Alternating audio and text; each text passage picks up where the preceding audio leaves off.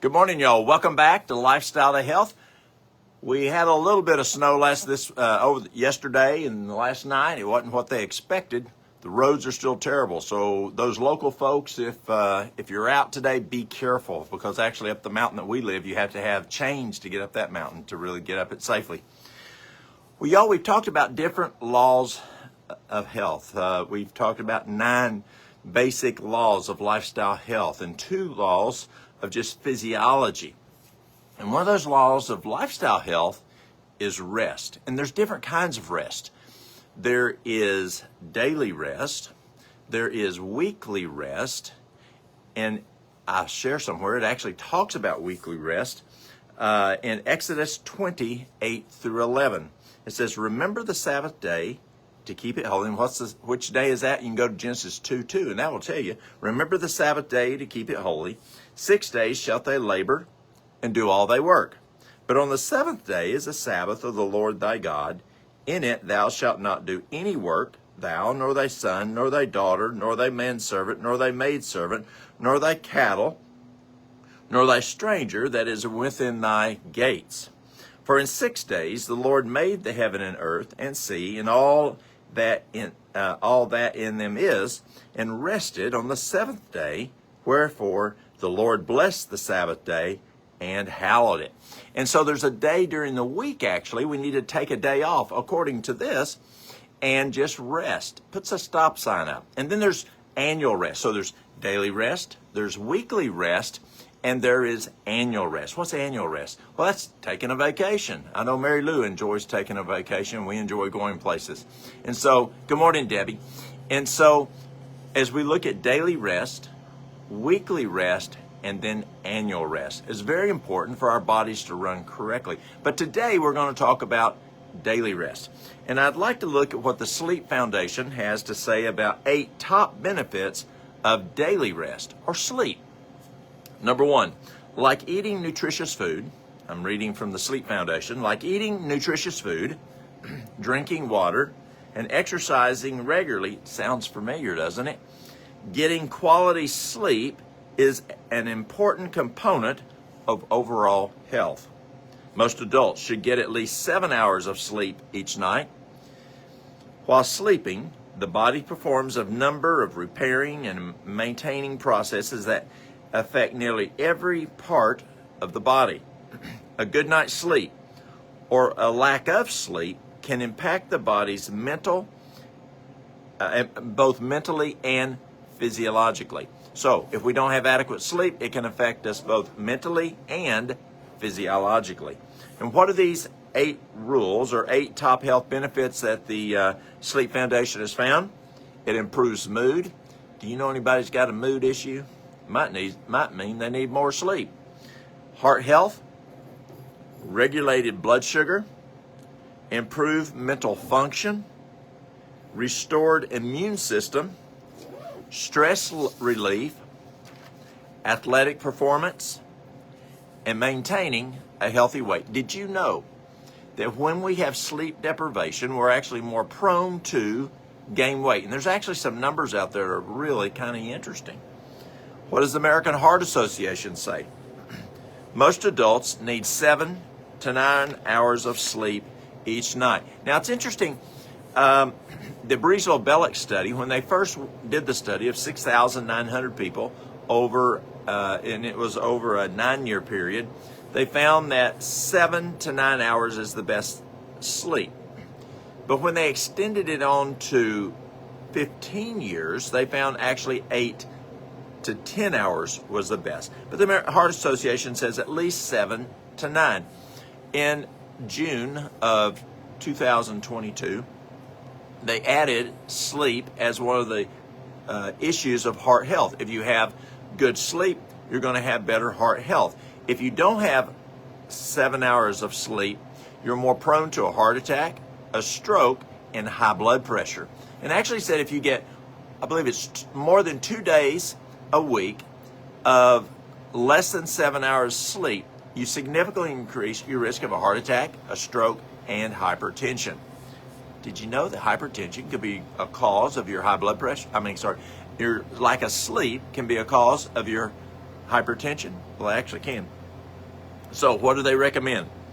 Most adults need 7 to 9 hours of sleep each night. Okay, what about children? This is the American Heart Association. Ages 5 and younger, including naps, need 10 to 16 hours of sleep. Ages 6 to 12, 12 hours of sleep. Ages 13 to 18, 8 to 10 hours of sleep. Adequate sleep promotes healing, improves brain function, and reduces risk of chronic diseases. It's interesting as we look at when our children going to bed today. Now, when I was a kid, it got dark, you had to go to bed. Adults stayed up and did some things. But we're seeing children today, parents telling me, children staying up and parents telling me, Walt, I can't get to sleep because my kids are still awake. Well, you're the parent, put them to sleep. According to the Heart Association, poor sleep can cause major cardiovascular risk for including obesity, high blood pressure, and diabetes. What did they say there?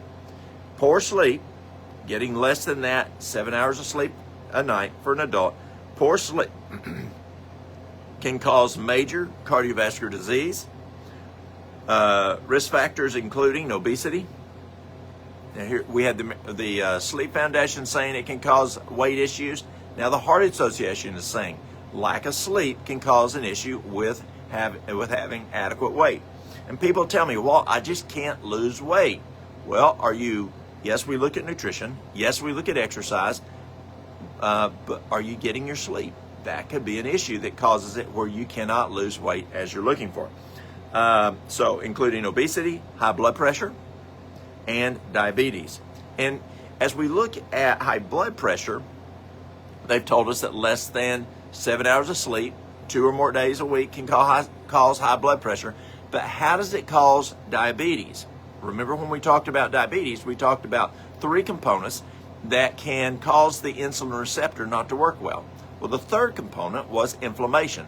And what's a major cause of inflammation? Sleep deprivation. So you actually can get diabetes from sleep deprivation. It's pretty interesting, isn't it? Insufficient or irregular sleep can negatively influence diet. Now, it's interesting when the longer we stay up, the brain goes, oh, I need more fuel.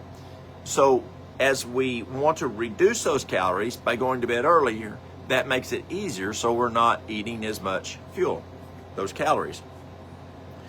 So it can influence diet, stress, and other lifestyle factors that can raise the risk of cardiovascular disease. Number 3, excessive daytime sleepiness, which is a symptom of many sleep disorders, includes hypersomnia, can lead to a greater risk of cardiovascular disease. Sleep deprivation and sleep disorders have also been linked to increased inflammation in your body. Well, remember, we talked about that for diabetes. What is the number one, according to Harvard, of inflammation, the number one cause of inflammation, according to Harvard, is, what was it? Processed food. Well, what's another major cause of inflammation in the body? Sleep deprivation. That's what they're saying right here. Sleep deprivation and sleep disorders, there's 80 different types of sleep disorders, y'all, has been linked to increased inflammation in your body, which can elevate your risk of cardiovascular disease and diabetes. Now, how does it increase your risk of cardiovascular disease? As we increase inflammation in the vascular system, it has a propensity to scar.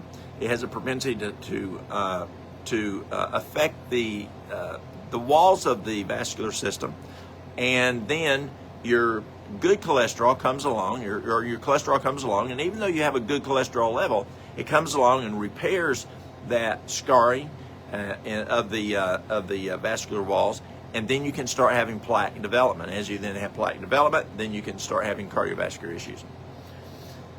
Poor sleep and sleep disorders can cause depression and other mental health issues, which can hurt heart health. And it's true, as we don't have adequate sleep, it affects cognitive function, which can be issues of stress, anxiety, depression. It can exacerbate bipolar, schizophrenia, and other brain health issues. So what's some tips of getting better sleep? And that's the problem we have. People come and say, well, I just can't sleep. Well, what's some tips? One, create a consistent sleep schedule.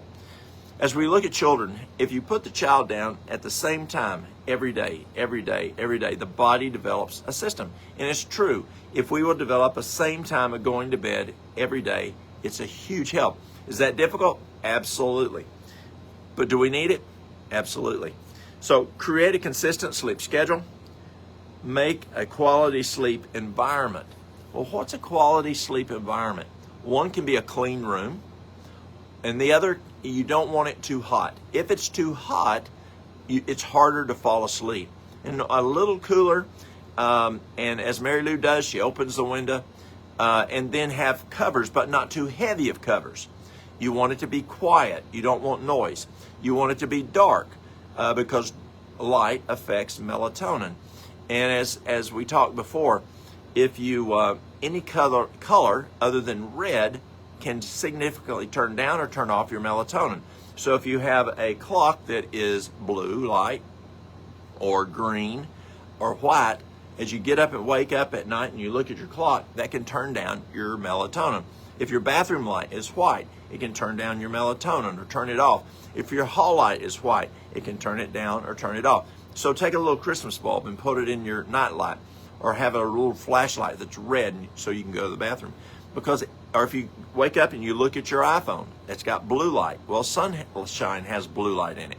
And so what does that do? Turns down to turns off your melatonin. Even when we look at our phone, or your phone goes ding in the middle of the night, you say, ooh, who sent me a message? And you look, boom, you turn down your melatonin. And so those are things that can help in your room with helping you fall asleep. So what is it?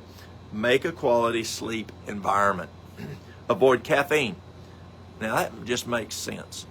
Why would you take something that can stimulate you right before going to bed? And there's people who do that. Nicotine can affect it, and alcohol before bedtime. Also, according to American Heart Association, exercise during the day. One of the problems with exercising really hard before going to bed, it kind of wakes you up. But it has been proven that if you get on a mini trampoline or rebounder and do the health bounce, where you're just bouncing a little bit, that can actually aid in going to sleep. Just that health bounce, not jumping and not doing high intermittent training, but just slow rebounding can, for some people, help them fall asleep. But exercising, major exercising, you don't want to do push-ups and jumping jacks and all that before going to bed. Avoid stress before bedtime. There are some things you just say, I'm not going to deal with it. I'm getting ready to go to bed. We'll deal with that tomorrow. And I see sleep problems when people come in, two major components. One, people say, Walt, I can't fall asleep. I can't turn this off. And I understand that. I have the same issue. So one is turning the brain off so you can go to sleep. The other one is being able to sleep contiguously. One of the best things I have found to turn my brain off is ashwaganda. 1 or 2 capsules, and boom, my brain is quit thinking about everything I didn't get done today and everything I need to get done tomorrow, and it helps me just kind of relax down. Ashwaganda does not put you to sleep, but it just turns the brain down so you can sleep. Melatonin doesn't put you to sleep. Melatonin, once you sleep, helps you to stay asleep. And there's some really interesting research on melatonin right now. We're seeing some benefits of 180 milligrams of melatonin an hour of sleep. And people go, whoa, that's a lot of melatonin. We're actually seeing it being used for cancer. Even for, if it's metastasized, physicians are using 60 to 120 milligrams of melatonin 4 times a day for metastasis, and finding some very, very interesting results on that. And I'll be glad to share that with y'all if you're interested. But just for basic cancer that has not metastasized, they're doing 180 milligrams an hour of sleep. The melatonin researchers around the world, as they question them, how much melatonin do you take a night? Not any of those researchers take less than 100 milligrams of melatonin a night. And melatonin can just help you stay asleep at night. And some folks say, well, Walt, melatonin gives me nightmares. It gives me vivid dreams. that can happen, but it appears in the research that is based on the quality of melatonin. And there is a more pure melatonin that hasn't been tainted that causes less problems with that. There's all kinds of herbs that you can take: valerian, skullcap, hops, passion flower, chamomile, wild lettuce, just all kinds of herbs that can help you fall asleep if you're having problems sleeping. You can use tryptophan. You can use L-theanine, copaiba. Copaiba is the most anti-inflammatory of all plant materials on earth that we know of. Copaiba comes from the copaiba tree down in Brazil. I believe there's some also in some other countries in South America like Venezuela, but the biggest where we get it from is Brazil. And copaiba helps the cannabinoids in the body and helps with sleep. So there's magnesium is another one people find. I use magnesium if I'm having a problem sleeping. I'll put magnesium oil on my feet, and that will help with sleeping. So there's a lot of different things. The challenge with sleeping, and we've definitely seen since COVID, we've seen more issues with sleep. And the problem is it may work for a couple of weeks and boom, like deodorant. There's some people who use deodorant and they go, I got to use a different brand. It's not working anymore. And so some people say, I got to keep changing. Sleep is not a cookie cutter. We have to look at each individual person and try and see what works. And so don't be discouraged if you try one thing or two things. You may have to just keep changing and trying those things that are available and see what works for you. So as we look at rest, there's daily rest. There is weekly rest. And it's interesting that weekly rest is the only one of those commandments that said, remember, so we must going to be forgetting that weekly rest. Have we forgotten that weekly rest, that we need to stop and slow down?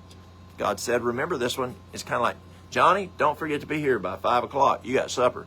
And so remember is so important. So we got daily rest, weekly rest, and annual rest. Be sure to take advantage of those, but especially, as we got to just plumb stop, whether it's daily, weekly, or annually. Well, y'all have a great day. Be careful if you're out in this weather. I know that every county in the state of Tennessee was closed yesterday. Every school system in the state of Tennessee was closed yesterday because of this storm that came through. So be careful out there, y'all. Y'all have a great day. I'll see you tomorrow.